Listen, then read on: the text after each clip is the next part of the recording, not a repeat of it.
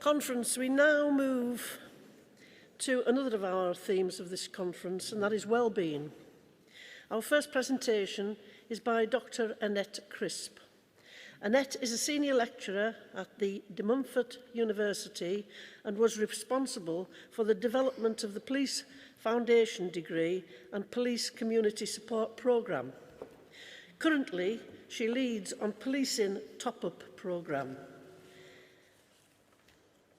This is taught by distance learning, and I'm sorry I only have brief notes on our speakers, but welcome, Annette. Thank you. Over to you. Thank you all very much. This is wonderful, thank you. I'm supposed to have been here today as part of a double act. I'm not the Morecambe and Wise or the Eric Morecambe of De Montfort University.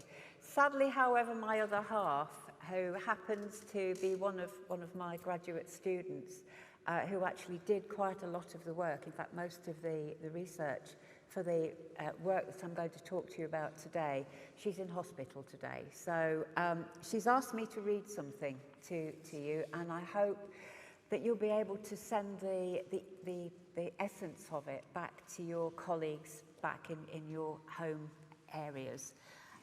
She's asked me to say that she'd like to thank NARPO for giving her the opportunity to conduct the research on such an important topic for both serving and retired police personnel. But most of all, she'd like to thank the 800 plus retirees that responded to the survey. She goes on to say that she could never have anticipated such a response, and she's honoured that so many of you took the time to respond, to share your stories with her, something which she was sure evoked many emotions for you. I want you to know that, she says, that you're not being ignored. You do so matter, and this research has highlighted that you do need more support. I am so sorry I'm unable to be here with you today to present the findings of my research, but I'm more than sure that Annette will do it the justice that it deserves, so I hope I don't let her down. So what is it about? The impact of occupational experiences on the mental well-being of police personnel post-retirement. We started off just wanting to find out how retired police officers feel about being retired, but very quickly we realised that there was an awful lot more to this, and what we want to do, or what we wanted to do, was to try to tell you what we found, because we both felt that this research, the evidence that the research has found, may well support you for going forward, perhaps to get additional support for your colleagues that are in the districts that are having a number of problems. So what is it about? Well, we wanted to put a spotlight on the effect of occupational experiences on health and well-being within the blue light services, particularly the police. We wanted to develop our understanding because we knew that there was an indication that occupational experiences might cause emotional as well as physical injury. And then we have the forward thinking by the Police Federation, because they state that mental health issues for serving police officers are becoming an increasing concern. Resilience is at an all-time low. Officers are being put under inordinate amounts of pressure, which is taking its toll on their well-being. Well, that's awful. I mean, I have two sons who are serving police officers.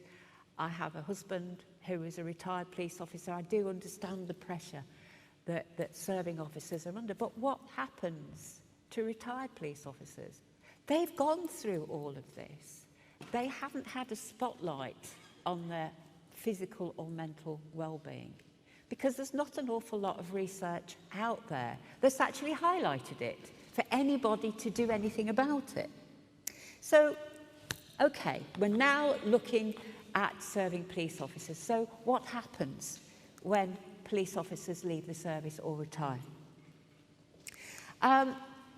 We've got an awful lot now of organisations, blue light organisations.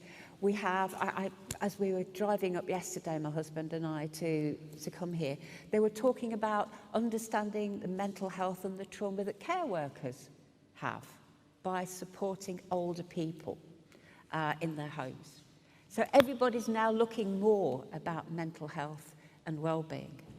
So what are we actually doing about retired police officers? Well, we have a bit of light at the end of this tunnel, because in 2018, a common goal for police well-being to be achieved by 2021, which is quite a long title, was reviewed and released. And it gives chief constables the statutory responsibility of managing the welfare of their officers and staff. The goal aims, it says, to ensure that every member of the police service feels confident that their career, welfare and well-being is actively supported by their police force throughout their career. Well, that's wonderful, isn't it? That's fantastic. So chief officers are going to make sure that the guys coming and the girls coming forward are going to be looked after in their career. Research tells us, however, that social and psychological characteristics of the early stages of the police career can negatively affect or impact on mental well-being post-retirement. This was research that was undertaken in 2009. It suggested, therefore, that unless support is given, these negative characteristics are going to continue into retirement, resulting in poor health, potentially poor mental health, PTSD, and in some very, very sad cases, it's going to lead to suicide. As I said earlier, when it's not doing what it's supposed to do, but as I said earlier, when Georgine first started to look at this topic, she found that there was very little information about occupational experiences on retired police personnel in the UK. So that highlighted our concern that if serving officers were having these potentially negative, life-changing experiences, what was happening when you retired? Does it suddenly go, hey, I'm retired, so I'm all well and happy and everything in the garden's wonderful? Well, no, that's not actually what happens. We know that in other countries, particularly the United States, there's quite a lot of work going on. There's quite a lot of support available to retired police personnel. But when you look around the more formal structures in this country, there doesn't seem to be a formal structure that is consistent, that provides the same sort of service to everybody. Our questionnaire. Oh, wait a minute. So, let's take this forward. In our questionnaire, we decided to launch our research hypothesis, because that's what you have to do when you flannel around with social science research. And our hypothesis was that the high levels of experiential trauma will be identified in some retirees as a result of their former occupation. And this, for some, leads on, sadly, to mental health problems and PTSD. And our research hypothesis continued that there would be a lack of support available once they had retired from service to help with these mental health problems. So we're starting actually from a very negative focus. And we were there, ready to be told that we were wrong. Our hypothesis was there to be tested. So how did we do it? Well, one of the things that we did was contact NARPO, and they very kindly permitted Georgie to put online a survey. And as you can see here, we had 870 responses to our questions. 87% of these respondents were males and 12.6% females, which is pretty darn good going for a piece of research. So what do we do then? We started off trying to filter out some of the demographical information. So let's now look at the nitty-gritty, the stats, to show that what we've done is actually bona fide research. So one of the questions we asked was, what was your role within the police service? As you can see, the majority, as might be expected of respondents, were at the rank of PCs. But this research unexpectedly also got a reflection of their hierarchy within the police service as well. So we've got 12% of respondents of the rank of chief inspectors or higher. So we've actually got quite a good hierarchical picture of what the police service and the personnel serving in a typical police force, typical organisation would actually look like. Next question. How long did you serve? Majority of our respondents completed 30 years plus in service. 42.32% served between 25 and 30 years, with the next most common answer, 33.53%, being over 30 years of service. So in total, we've got 75% of respondents serving in police over 25 years before they retired. So we have an understanding that the majority of the findings reflect views of individuals who have served for longer periods of time and whose service will still be having an impact on their mental and physical well-being for some of them anyway. So let's now have a look at a little bit more of the data that we got. How long is it since you retired? Well, we've got quite a few blips here as well. Our majority is at 15 to 20 years, but we have got respondents who have retired more than 30 years. So people who took the time and trouble to respond to an online survey launched by NARPO from an unknown individual at a university in the Midlands felt it was important enough to actually say something about how they felt. And I suppose that's what it's about, isn't it? It's about context. If you feel driven to respond to something like this, then it's important, it's meaningful to you. So, here we are. We asked them questions about what they understood about mental health conditions, particularly things like PTSD. For the purposes of this research and well-being, we focus particularly on mental health because in our initial work around the subject and in the initial element of the survey, mental health was the only element of that survey that had 100% response rate.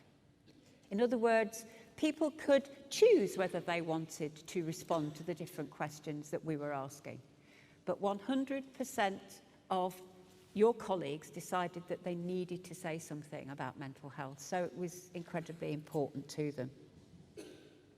As you can see from the graphs here, 55.95%, a total of 282 respondents, stated that they felt that being a member of the police affected their mental well-being. 110 of these respondents chose to elaborate on how the occupation affected their mental well-being by using words such as PTSD, post-traumatic stress, depression or stress. One respondent summed their experiences up as follows. You see life from a different perspective to the average person. You're exposed to some of the worst human behaviour imaginable. It's bound to affect your view on life. You tend to see the dangers and the negative side of situations before you identify the positives. 70.69% of the respondents stated that they were aware of the symptoms of PTSD, yet only 23.71% identified that they may be suffering from PTSD symptoms, which was significantly lower than anticipated. Of those who are aware of the symptoms, 28% said that they didn't know if they were suffering from PTSD. Our next questions focused on whether they had any of the symptoms. So we wanted to find out whether, if people didn't know whether they had PTSD symptoms or knew what PTSD symptoms were, but really didn't think that it was affecting them, how much the stated symptoms might actually have impacted on them. So one of the questions was, do you ever have any disturbing memories associated with your time in the police service? The green column is yes. You know, the no's are actually running towards it. Do you ever unexpectedly have thoughts about your experiences? Again, we have responses of yes. So we take it forward a little bit more and we ask them if they have any negative or uncomfortable feelings associated with experiences in service. Although we have yes, again, we've got a few no's or don't knows here in our package, but I think it's helpful to look at some of the comments that were made by officers feeling that actually there were more problems that they couldn't actually talk about, but they believed that they could talk about to us. So we've got the belief that I could have achieved a better outcome for people. I was able to give more time. In other words, it shows that individuals in service still think about those events that they couldn't do right. They couldn't save, they couldn't help, they couldn't recover. They're always on your mind. They don't go away, you have to live with them. Often have flashbacks. It's never had an adverse effect, which is the reverse. Horrific suicide of a male viewing what was left of the body. Again, I won't go into too much more detail, but we had pages and pages of similar comments. I can only use a small sample, but we had a lot of very similar comments to this. Again, the graphs here display a list of possible symptoms associated with PTSD. The most significant symptoms identified were depression or sadness, 60.61%. Anger, 66.61%, and flashbacks, 53.04%. Intrusive thoughts, 53%, and irritability, 52%. More than 10% felt that they'd suffered each of these symptoms, which signals that all of these symptoms together and independently are a cause for concern. So we've sort of identified that PTSD is very much sitting there in the background. So what else do we find out? Well, we actually decided to use something which is called a word cloud, and the word cloud is over there. And the word cloud highlights common words that are used by respondents in research when answering the questions in free text.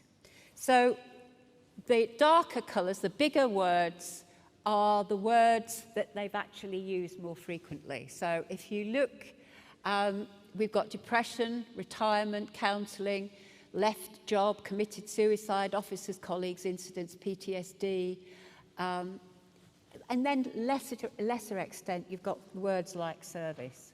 But these are the associations with the language that is used. Whilst only 15% of the respondents claimed to have had suicidal thoughts when thinking about their experiences as a member of the police, several respondents made reference to it when invited to make additional comments. 40 respondents commented that they knew of a former member of police personnel who had committed suicide. A number commenting on the Kegworth air disaster in Leicestershire as a catalyst for this. The difficulty here, as social scientists is concerned, is that we haven't got sufficient contextual data which identifies any pre-suicide stressors.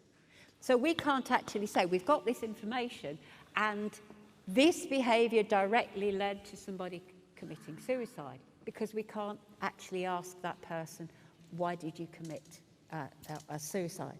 What we can do, however, is to talk to people who have attempted suicide, and some of the respondents had identified as being in that particular category. Again, we've got a few words, the words that give you the support. So 40 respondents commented that they knew of a former member of police personnel who had subsequently committed suicide post-retirement. I've got some data which is quite interesting. We have the government saying that on average 20 serving police officers commit suicide a year.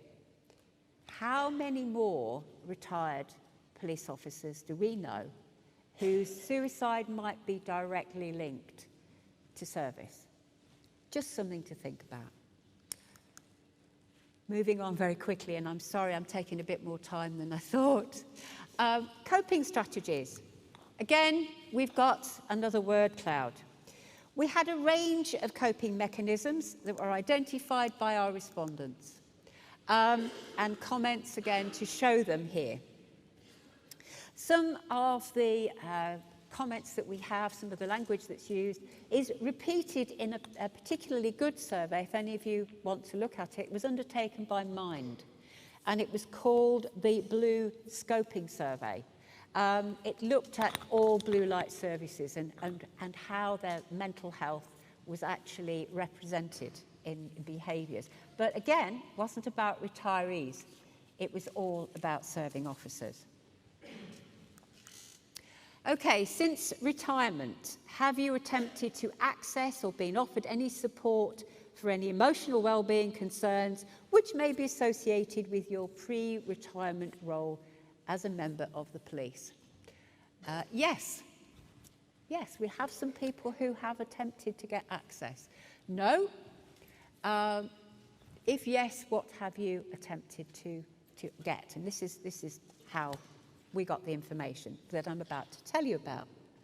An overwhelming 84% had not attempted to obtain or been offered any support for their mental well-being.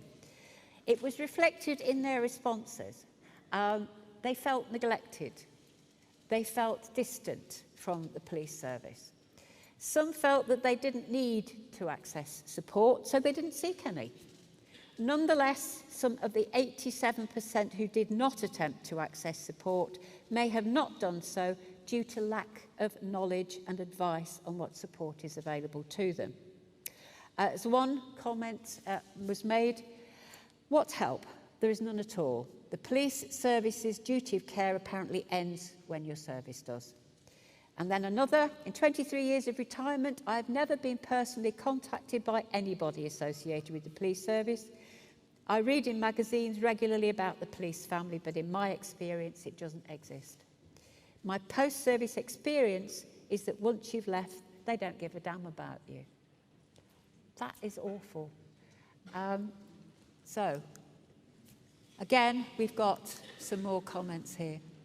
Once I retired on medical grounds, I have no support from the police. Isn't that rather ironic? But there we go. We'll move further forward. So, okay, let's drill down and find out a little bit more about how this work or how the help comes together. So, again, we've got our word cloud, constant words that are used, and was the support beneficial? Of those that did seek support, a majority received counselling. Only one respondent stated that they had received any support directly for mental well-being from the police themselves. Most received counselling through the NHS. 57.25 found the support they received not to be beneficial, but many didn't explain why. Some said the lack of adequate support resulted in difficulties with their post-retirement well-being. Many said that they didn't know of anyone that they'd formerly worked with who had accessed additional support for their mental well-being. Others stated that they knew ex-colleagues who required support but didn't receive it. 87% who sought support post-retirement had to pay for it because it wasn't available any other way.